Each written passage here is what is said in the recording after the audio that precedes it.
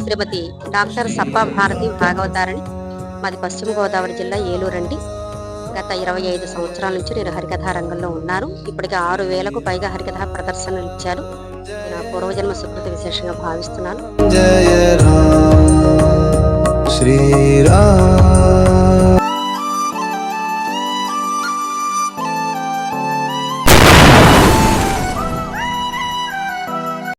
నేటి సకథ భక్త అంబరీష.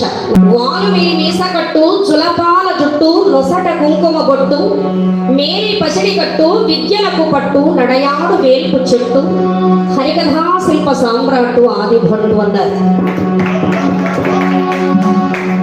కృతయుగ కాలంలో నాభాగ మహారాజ గర్భ సుక్తి ముక్తాఫల నందనుడు, శ్రీహరి నామామృత పానవంత చిత్తుడు, శ్రీ విష్ణు ప్రియ భక్తుడు అంబరీషుడు అనేటువంటి చక్రవర్తి ప్రజారంజకంగా ప్రజలను కన్న బిడ్డల కంటే మిన్నగా చూస్తూ రాజ్య పరిపాలన కొనసాగిస్తున్నాడు.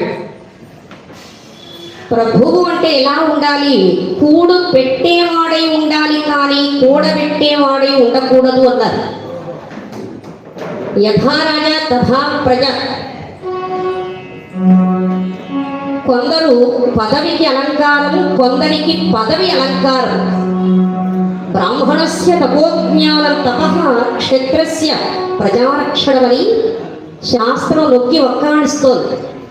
చదువుకునే విద్యార్థికి చదివే తపస్సు, అన్యచింతన ఉండరాదు.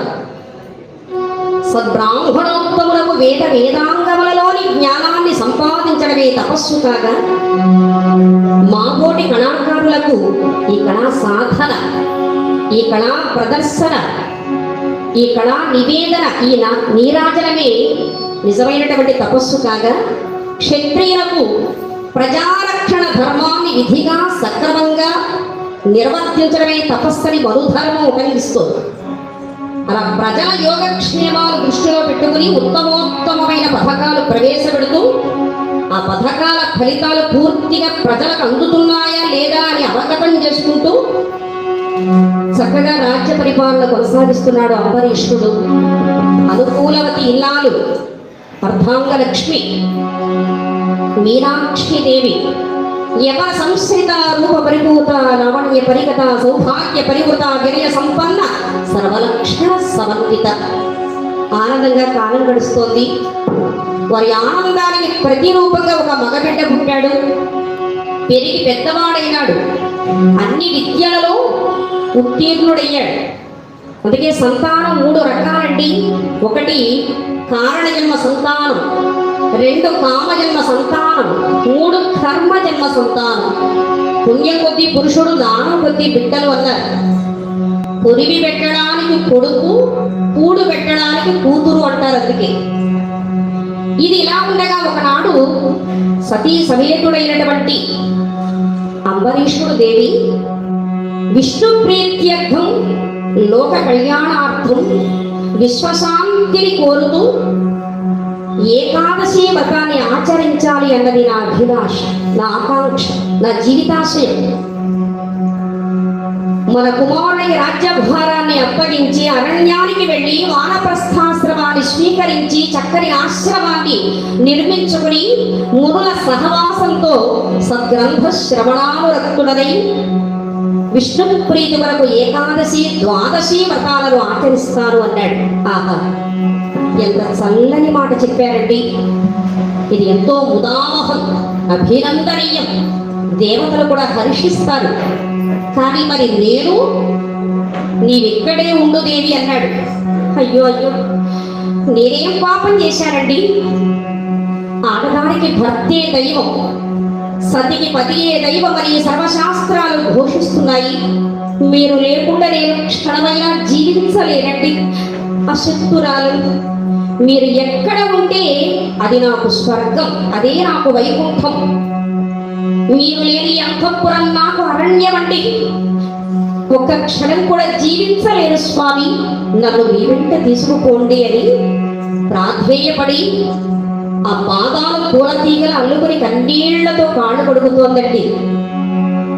మహదానందపడ్డాడు ఆయన.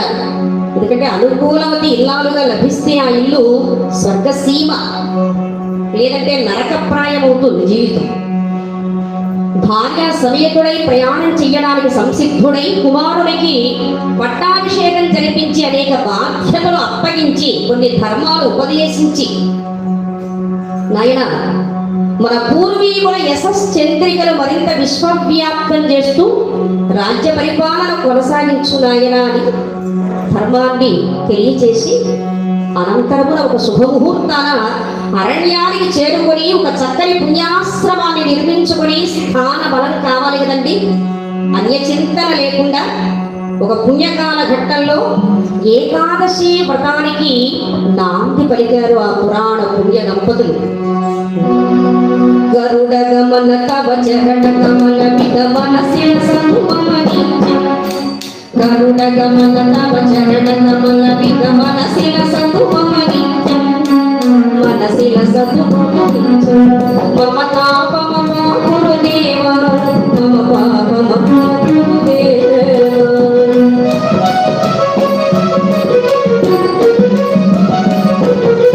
భుజగశయన భవ మదన జనక మమ జనన మరణ భయహారి, జనన మరణ భయహారి మమ తాపమ గురుదేవ మమ పాపమ గురుదేవ.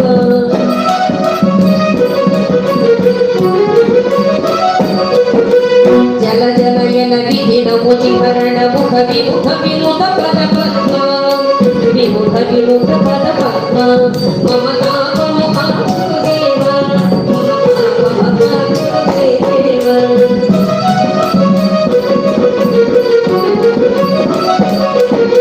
శంఖ చక్ర ధర దుష్ట దైత్య భగ సర్వలోక శరణ, సర్వలోక శరణ మమ పాపమ గురుదేవ మమ పాపమ గురుదేవ.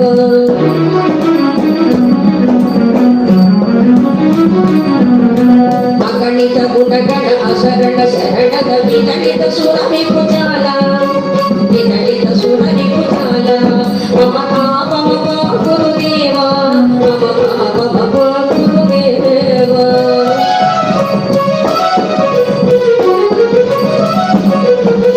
భక్తవర్య విగభూరి కరుణయా పాహి భారతీ తీర్థం, భక్తవర్య విగభూరి కరుణయా పాహి భారతీ తీర్థం, పాహి భారతీ తీర్థం మమ తాపమ గురుదేవ మమ పాపమ గురుదేవ.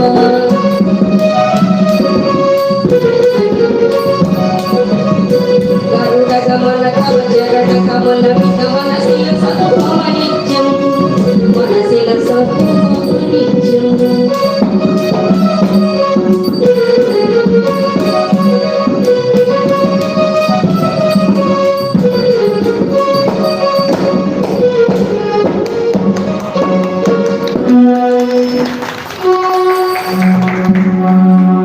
అత్యంత వైభవపేతంగా ఏకాదశి వ్రతానికి శ్రీకారం చుట్టాడు. సంవత్సర కాలం నిష్కలంకమైన నిర్మలమైన పవిత్ర భావంతో మనోవాక్కాయ కర్మల చేత త్రికరణ శుద్ధిగా అన్య చింతన లేకుండా ఏకాదశి వ్రతం కొనసాగింది. వ్రత పారణ ముగించేటువంటి తరుణం సమీపించింది. ద్వాదశి వ్రతానికి కూడా ఆయన నాంది పలికాడు. ఎందరో మహనీయులు మహానుభావులు విచ్చేస్తూ ఉన్నారు. యాచక శ్రేష్ఠులతో అతుల తపోనిష్టా గరిష్ఠులతో ఆశ్రమమంతా శ్రీహరి నామామృతంతో కళకళలాడుతోంది. ఈ ఆనంద సమయంలో ఎలాగైనా ఈ వ్రతాన్ని భగ్నం చెయ్యాలనేటువంటి దూరాలోచనతో దూర్వాస మహర్షి ఆశ్రమంలో అడిగిడినాడు. మన అభివృద్ధిని చూసి ఆనందించే వాళ్ళు ఉన్నారు, అసూయ పడేవాళ్ళు కూడా అధికంగా ఉన్నారు లోకంలో కలి ప్రభావం చేత. నాయనా అంబరీష, తిరిగి తిరిగి విసిగి వేసారిపోయి ఉన్నాను, ఆకలి బాధతో బొగలొచ్చున్నానయ్యా, కాస్త అన్నప్రసాదాన్ని అందించు అన్నాడు. ఎంత భాగ్యం అండి! ఊరకరారు మహానుభావులు, తప్పక ఆతిథ్యాన్ని అందిస్తాను అన్నాడు. సరే నాయన, ఆహారానికి రుచి ఎంత ప్రధానమో తినేవాడికి కాస్త శుచి శుభ్రత కూడా ఉండాలి. స్వచ్ఛ భారత్ వర్ధిల్లాలి కదా. నేను స్నానం చేసి వస్తాను అని కాళింది అనేటువంటి నదిలో మునిగి దాగుని ఉన్నాడు. ఎంతసేపటికి బయలు పడడం లేదు. ఇటు చూస్తే వ్రతపారణ ముగించేటువంటి సమయం సమీపిస్తోంది. అక్కడ ఉండేటువంటి పెద్దలందరికీ నమస్కరించి వినయ విధేయతలతో అడిగాడు, పెద్దలారా నేనేం చెయ్యాలి? అతిథికి పెట్టకుండా నేను భుజించరాదు, నేను ఏమీ తినకుండా వ్రతపారణ ముగించకూడదు, సందిగ్ధావస్థలో నలిగిపోతున్నారు. ఈ ధర్మ సంకటం నుండి నన్ను బయట పడవేయండి, దిశానిర్దేశం చెయ్యండి, కర్తవ్య బోధ చెయ్యండి అన్నాడు. అప్పుడు వెంటనే వాళ్ళు అన్నారు, నాయన ఆలస్యం అమృతం విషం అన్నారు. ఆలస్యం జరిగితే అమృతం కూడా విషంగా మారిపోతుంది. అన్ని విషయాలలోనూ నిదానమే ప్రధానమని అనుకోకూడదు. నిదానం ప్రధానం, అన్ని విషయాలలో వర్తించదు. కొన్ని విషయాలలో తొందరపడాలి. నాయన ఇది సమయం కాదు. అతిథి కోసం ఆలస్యం చెయ్యకుండా సలిల భక్షణం చేసి వ్రతపారణ ముగించు. అతిథికి పెట్టకుండా తిన్నావంటే లేదు, ఏమీ తినకుండా వ్రతపారణ ముగించావంటే కాదు, ఉభయకారకం అన్నారు. అనగిలి శ్రీహరి మనముననిడి అవయేషుడట్లం సేయు.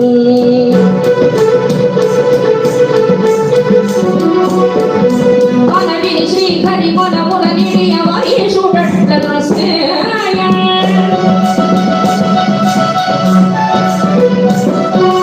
అనగిలి శ్రీహరి మనముననిడి అవయేషుడట్లం సేయు. జనక మలయుధని సమకూడెనను ముని కోపముతో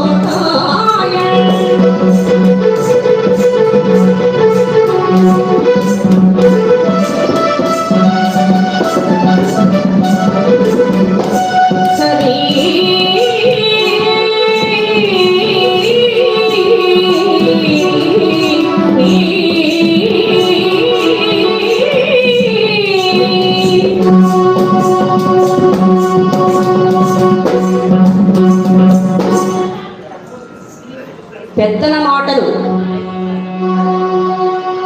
ఆమోదయోగ్యంగా స్వీకరించి సలిల భక్షణం చేశాడు. ఇది గ్రహించినటువంటి ఆ కాళింది నదిలో మునిగి దాగుని ఉన్నటువంటి దూర్వాసుడు బయల్పడి కోపోద్దివిన మానసుడై ఆగ్రహపూరితుడై రగిలిపోతూ,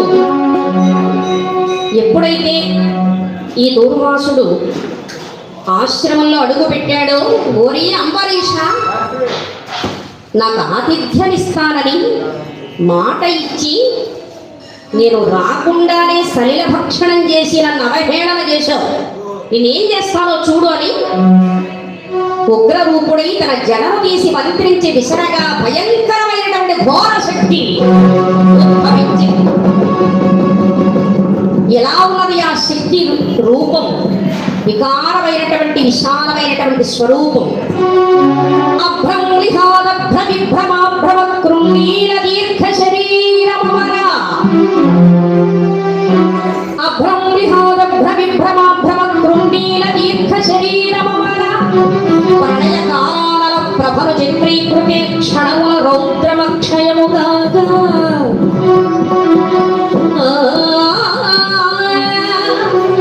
గ్రహజ కఠిన కాళ వంశలు విలుంగ మదయగోద్భూత వంశము చెదలుగా.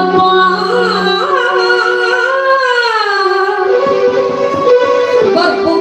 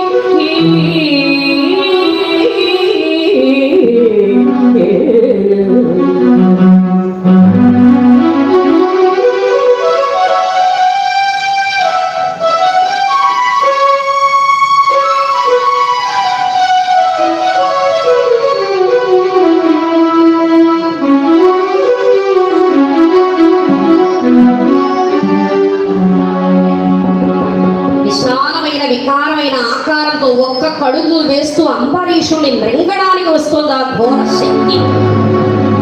ఆ ఉగ్ర రూపాన్ని చూచి భయాందోళనతో తన ప్రాణం పోతుంది అన్న ఆవేదన కాదండి, తాను లేకపోతే ఈ పని ఈ కార్యక్రమం ఏమైపోతుందో అన్నటువంటి ఆవేదనలో ఆర్తత్రాణ పరాయణుడు ఆదివధ్యాంపరహితుడైన ఆ శ్రీమన్నారాయణమూర్తి కొరకు ఎలుగెత్తి పిలుస్తూ ఉన్నాడు. స్వామి, నేనేం పాపం చేశానయ్యా? ఈ వ్రతంలో నేను ఏదైనా దోషం సరిపోనా స్వామి? అఖిలాండ కోటి బ్రహ్మాండ నాయక, అఖండ మండలాకార సచితానంద స్వరూప, అండపిండ బ్రహ్మాండంలో అంతటా నిండి నిగుడీకృతమై ఉన్న జగన్నాథ, అమరస్కయోగ నిష్ఠా గరిష్ట, నాదబిందు కళాతీత, సర్వం సహాచక్రమేలే పరమాత్మ, ఈ విశ్వంభరాలయాన్ని ఏలే చక్రవర్తి, అన్యథా శరణం నాస్తి త్వమేవ శరణం మమ అని శ్రీహరిని ఎలుగెత్తి పిలిచాడు. స్వామివారు తన కేలను ధరించి ఉన్నటువంటి సుదర్శనాన్ని సంధించారు. తనను ఎవరు ఏమంటున్నా ఆయన పట్టించుకోడు. తన భక్తులను ఎవరైనా బాధిస్తూ ఉంటే భగవంతుడు చూస్తూ ఉండడు. భక్త వత్సలుడు, భక్త సులభుడు, కరుణా సముద్రుడు, దయార్ద్ర హృదయుడు. ఆ సుదర్శనాన్ని ఎప్పుడైతే సంధించారో ఆ ఘోర శక్తిని రూపుమాపి దీనికి మూలకారకుడైనటువంటి దూర్వాసుని వెంట అతనిని తరిమి బాధిస్తోంది సుదర్శనం. దానికి చిక్కకుండా పరుగులు తీస్తూ అన్ని లోకాలు కూడా తిరుగాడుతూ ఉన్నాడు. ఆయన ప్రాణభిక్ష పెట్టమని ప్రాధేయపడుతున్నాడు. దేవలోకానికి వెళ్ళాడు. దేవేంద్రుడు నా తరం కాదన్నాడు. ఎందుకంటే ఆ ఉపేంద్రుడు ఈ దేవేంద్రుడు ఉభయులు ప్రియ స్నేహితులు. మా స్నేహం చెడుతుందయ్యా, నేను నీకు అభయం ఇస్తే వెళ్ళిపో అన్నాడు. ఇక ఇక్కడ నుండి బ్రహ్మలోకానికి వెళ్ళాడు. బ్రహ్మదేవుడు అన్నాడు, నాయన శ్రీమన్నారాయణమూర్తి నాభ్య నుండి పుట్టిన బిడ్డనయ్యా నేను, మరి నేను కూడా నీకు ప్రాణరక్షణ కల్పించలేను, మరో దారి చూసుకో అన్నాడు. తిరిగి ఇక్కడ నుండి కైలాసానికి వెళుతూ ఉన్నాడు. మరి చక్కని పాట ఆస్వాదించండి భక్తుల కోరిక మేరకు. ఓం హర శంకర హర హర ఓం హర శంకర.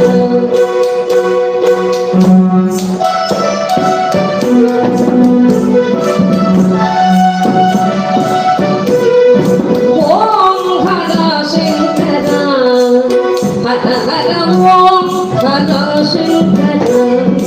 వందనం దిగంబర వందినాపురంధర, వందనం దిగంబర వందినాపురంధర, ఇందుధర దురంధర హిమాచలాగ్రవందిన హర శంకర.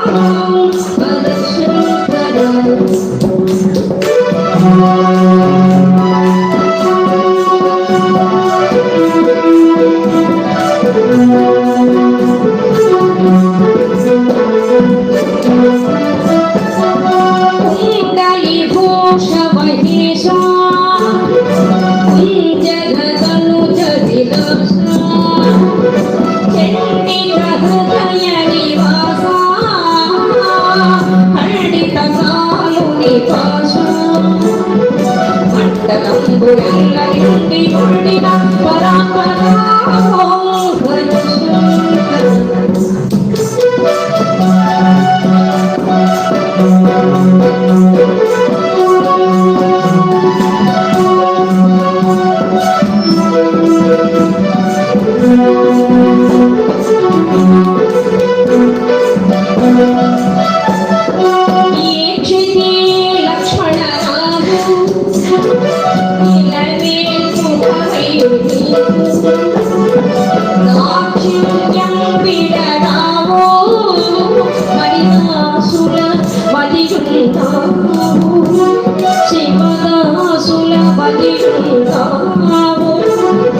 ఈ క్షణం దీక్ష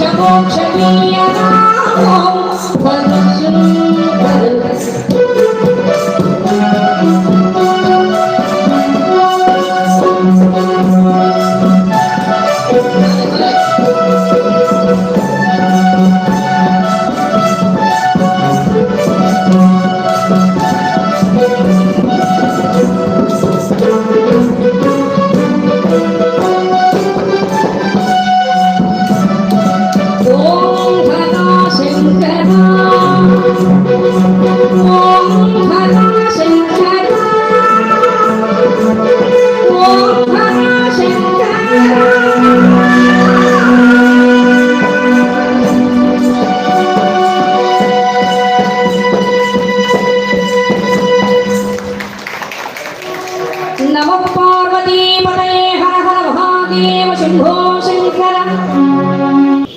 కైలాసానికి వెళ్ళి పార్వతీ పరమేశ్వరులను శరణు వేడాడు. అందరి ఆరాధ్య దంపతులు, ఆది దంపతులు, ఆదర్శ దంపతులు పార్వతీ పరమేశ్వరులు. పెళ్లి కాని యువకుడు పెళ్ళైన పెద్ద ఆయన్ని అడిగాడు, ఏమండి పెళ్లి కాని వాడికి పెళ్ళైన వాడికి తేడా ఏమిటి అని. బాబు, అసలే ఆయన భార్య బాధితుల సంఘానికి అధ్యక్షుడు, భార్య మహా గెయ్యాళి. ఆయన అనుభవపూర్వకంగా చెబుతున్నాడు, ఇది అందరికీ వర్తించదు. నాయన పెళ్లి కాని వాడికి గెయ్యాళి భార్య వచ్చిన వాడికి తేడా ఏమిటి అంటే, పెళ్లి కానివాడు ఒక శీతాకాలం మాత్రమే ఉడుకుతాడు, అటువంటి భార్య వచ్చిన భర్త అన్ని కాలాల్లోనూ ఉడుకుతూ ఉంటాడు అన్నాడు. మరి ఇది అందరికీ వర్తించదండి. అనుకూలమతి ఇన్నాళ్ళుగా లభిస్తే ఆ ఇల్లు ఇందాక చెప్పుకున్నా కదా స్వర్గమని. హర హర మహాదేవ శంభో శంకర. మహాదేవ పాహిమాం పాహి, రక్షమాం రక్ష అని మహాదేవుని ప్రార్థన చేశాడు. వెంటనే శంకరుడు అప్పటికే విషయమంతా కూడా గ్రహించి యముని వల్ల, నాయన సత్సంగత్వే నిస్సంగత్వం, నిస్సంగత్వే నిర్మోహత్వం, నిర్మోహత్వే నిశ్చలత్వం, నిశ్చలత్వే జీవన్ముక్తి అన్నారు. తన కోసం తాను జీవించేవాడు మనిషి, ఇతరుల కోసమే జీవించేవాడు మహర్షి. నీవు చేయదగిన పని ఇదేనా? అంబరీషుని బాధించి నీ మరణాన్ని కొని తెచ్చుకున్నావు, నిన్నెవరూ బాగు చెయ్యలేరు, వెళ్ళిపో అన్నాడు. అలా కాదు పరమశివ, నీవే నన్ను కాపాడాలి అన్నాడు. సరే, నీవలే నేను కూడా కన్ను గానక ఒకనాడు శ్రీహరి పట్ల ఎంత అమర్యాదగా నడుచుకున్నానో ఆ కథ చెబుతాను వినవయ్యా అన్నాడు. తన తపశ్శక్తిని ధారపోసి ఆ సుదర్శనానికి చిక్కకుండా తొందరగా కైలాసం చేరాడు ఈ దూర్వాసుడు. శంకరుడు తన అనుభవాన్ని అతనితో పంచుకుంటున్నాడు. ఒకానొక సమయంలో శ్రీహరి కైలాసానికి చేరాడు. మహాదేవుడు చూస్తూ ఉన్నాడు, మాట్లాడుకుంటున్నారు. అది పోట్లాటగా మారింది. ఏమయ్యా నారాయణ వేద పారాయణ, అలనాడు ఆడుదానిగా వేషం కట్టి దేవతలకు అమృతం పంచి రాక్షసులకు అన్యాయం చేశావు. నేడు నీ ప్రజ్ఞ చూపించి నన్ను భ్రమింపజేయగలవాడి వారి వేషం వెలివేశాడు ఈశ్వరుడు. ఓహో, కాబట్టి ఇలా మాట్లాడుతున్నావు, నాకు అవకాశం వస్తుంది, అప్పుడు నా ప్రజ్ఞ, నా ప్రాభవం, నా పాఠవం ప్రకటించుకుంటాను, ఇప్పటికి సెలవు అని చెప్పి వెనుదిరిగి వెళ్ళిపోయాడు నారాయణుడు. ఈ విషయాన్ని అందరూ కూడా మర్చిపోయారు. ప్రతి సమస్యకు కాలమే సమాధానమిస్తుంది, కాలమే సమాధానపరుస్తుంది. ఒకనాడు ఉద్యానవన విహారం చేస్తూ ఉన్నాడు శంకరుడు. ఆ సమయంలో చంద్రకాంత శిలా వేదికపై అందాల సుందరిల, అపరంజి బొమ్మల, ముద్దు బొమ్మల, ముసి నవ్వులతో తన్మయత్వంతో ఒక రమణీలలామ కమ్మగా పాడుతూ వీణ వాయిస్తోంది. దగ్గరగా వచ్చాడు సుందరి. ఎవరి దానము నేను చూస్తూ ఉంటే నా మనసు ఉప్పొంగిపోతోంది. నిన్ను నా రాణిగా చేసుకుంటాను, నన్నేలుకో, నా ప్రేమను అంగీకరించు అన్నాడు. కామాతురాణం నా భయం నలంచ అన్నారు. అన్ని లోకాలు తిప్పి తిన్నగా కైలాసానికి తీసుకువెళ్ళింది. ఓ సోదరి పార్వతి, చూడు ఎంతవాడు ఎట్లా భ్రమించి నా వెనుక వస్తున్నాడు అని వయ్యారాలు వలకపోస్తూ నిలబడింది ఆ జగన్మోహిని. తాను ఎక్కడ ఉన్నది, తాను ఏం చేస్తున్నది, తనను ఎవరు చూస్తున్నది కూడా మైమరిచినటువంటి మహేశ్వరుడు అమాంతం ఆర్తిగా ఆవిడ గాఢాలింగనం చేసుకున్నాడు. జగన్మోహిని స్థానంలో జగన్మోహనాకారుడైన శ్రీమన్నారాయణమూర్తి ప్రత్యక్షమయ్యాడు. తన అపచారాన్ని మన్నించమని శంకరుడు క్షమాభిక్ష కోరాడు. నాయన, ఆ విధంగా నాకు గర్భభంగం జరిగింది. శివస్య హృదయం విష్ణువు, విష్ణుస్య హృదయం శివ. శివభక్తుడు విష్ణువు, విష్ణుభక్తుడు శివుడు. కొంతమంది ఏమంటారు అంటే, ఇలా అడ్డంగా బొట్టు పెడితే శివభక్తుడని, నిలువు నామం పెడితే విష్ణు భక్తుడని అంటున్నాం. కానీ విశ్వకవి వేమన, ప్రజాకవి వేమన కలియుగం ప్రథమ పాదంలోనే నొక్కి వక్కాణించాడు. ఇటు పెట్టడం కాదు అన్నాడు ఆయన. ఇటు పెట్టినా ఇటు పెట్టకయున్న ఇహపరము లేదయా ఇలలో వేమన. ఇటు పెట్టడంలోనే జన్మ సార్థకత. ఎంత పరమ భక్తుడైనా కూడా కాస్తంత దయాగుణం, దానగుణం లేని భక్తి నిరర్థకం. అందుకే మన పాదాలు ఆలయ స్తంభాలు, మన వెన్నెముక ధ్వజస్తంభం, మన శిరస్సు ఆలయ శిఖరం, మన గుండె చప్పుడు ఘంటానాదం. ఈ ఆత్మ పరమాత్మ నిలయం, ఈ దేహం పవిత్ర దేవాలయం, ఈ జీవుడు సాక్షాత్తు దేవుడు. కులం కంటే గుణం గొప్పది, జాతి కంటే నీతి ముఖ్యం, వ్యక్తి కంటే శక్తి గొప్పది, మూర్తి కంటే కీర్తి గొప్పది. ఈ యథార్థాన్ని తెలిసిన నరుడైన నారాయణుడే అవుతాడు. అందుకే నిజమైనటువంటి భక్తి ఉన్న చోట ఎలా ఉంటుంది? మనం తినే ఆహారం ప్రసాదంగా మారుతుంది, మనం త్రాగే నీరు తీర్థంగా మారుతుంది, మనం నడిచే నడక యాత్రగా మారుతుంది, మనం సంపాదించే ధనం పుణ్యంగా మారుతుంది, మనం చేసే పని సేవగా మారుతుంది. అటువంటి భక్తి ఇక్కడ అంబరీషుడు తన గుండెల్లో ఒక శక్తిగా మారి, అటువంటి దూర్వాసుడు కూడా అన్ని లోకాలు తిరుగుతూ ఉన్నా ఎక్కడ ఆయనకి అభయం దొరకడం లేదు, భయంతో నిర్భయం కలగడం లేదు. ఈశ్వరుడంతటి వాడు ఒక్క మాట చెప్పాడు, నాయన శరణన్న శత్రువులైన కాపాడు ఉదారుడు నారాయణుడు. ఎవరి పాదాలు పట్టుకుంటే ఇంకెవరి పాదాలు పట్టుకోవలసిన పని ఉండదో, వెళ్ళి ఆయన పాదాలే శరణు దొచ్చు అన్నాడు. అప్పుడు తిన్నగా వైకుంఠానికి పరుగులు తీస్తున్నాడు.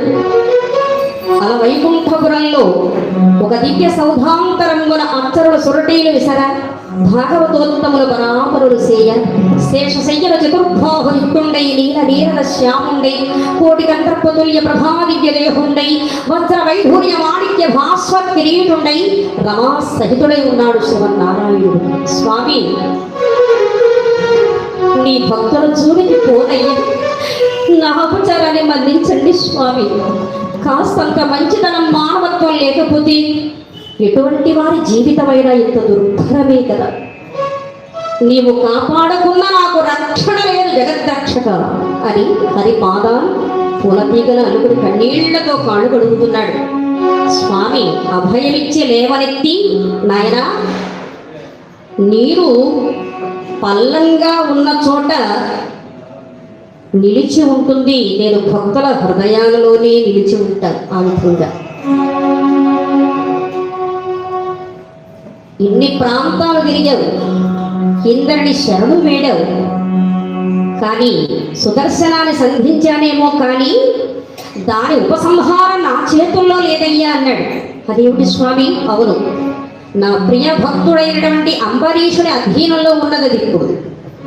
కాబట్టి నీవు అంబరీషునే శరణు వేడు, అతడు తప్ప ఇంకెవ్వరూ నిన్ను కాపాడలేదు అని తన హృదయ పీఠంపై తన పరమ ప్రియ భక్తుడైన అంబరీషుడికి అగ్రస్థానం ఇచ్చాడు స్వామి. ఎక్కడుండి ప్రయాణం మొదలైందో తిరిగి అక్కడికే చేరుకున్నాడు.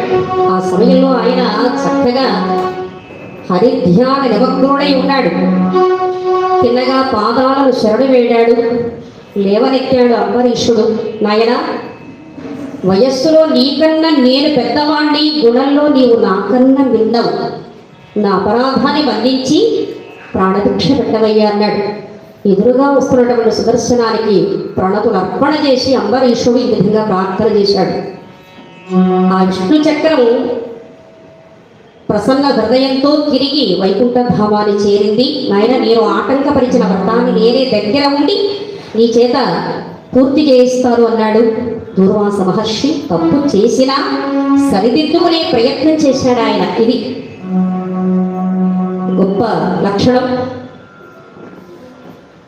నవ విధములైనటువంటి భక్తి సూత్రాలలో స్మరణం చేత ప్రహ్లాదుడు, శ్రవణం చేత పరీక్షితు మహారాజు, దాస్యం చేత ఆంజనేయ స్వామి, స్నేహం చేత అర్జునుడు, కీర్తన వల్ల సుఖదేవుడు, అర్చనం ద్వారా పృథు మహారాజు, వందనం ద్వారా అక్రూరుడు, ఆత్మార్పణ వల్ల బలిచక్రవర్తి, పతి పాదసేవ వల్ల శ్రీ మహాలక్ష్మీదేవి ఎట్లా విష్ణుపద సాన్నిధ్యాన్ని చేరి ధరించారో అంబరీషుడు ఏకాదశి ద్వాదశి వ్రతాలను ఆచరించి ఆ విధంగా విష్ణుపద సాన్నిధ్యాన్ని చేరి ధరించాడు. ఈరోజు తిథి ద్వాదశి, నిన్న ఏకాదశి. మరి ఈ కథకు మరో పేరు ఏకాదశి వ్రత మహత్యం అని కూడా అంటారు. అలాగే ఈ కథ విన్నటువంటి వారికి ఏకాదశి వ్రతాన్ని ఆచరించినటువంటి సత్ఫలం దక్కుతుందని శ్రీవారు స్వయంగా మంగళశాసనం చేశారు.